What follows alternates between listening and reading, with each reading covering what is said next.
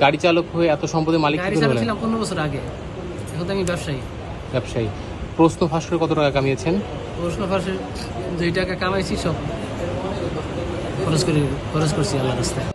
ঢাকায় ও গ্রামে একাধিক বাড়ি, গরুর খামার ও সম্পদের তথ্য মিলেছে তারই ব্যক্তিগত সামাজিক যোগাযোগ মাধ্যমে।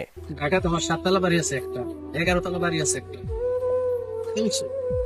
আমার পাওয়ার কিছু নেই আলহামদুলিল্লাহ। আমি 71 শতক জায়গার ভিতরে আমার মসজিদ দিয়েছি, ঈদগাহ দিয়েছি, পাবলিক গোরস্থান আমার নিজের গোরস্থান বানিয়ে রেখেছি।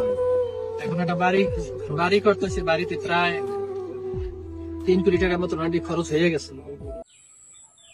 যদিও ব্যবসা বাণিজ্যের মাধ্যমে বিত্ত বৈভব বানিয়েছেন বলে দাবি তার।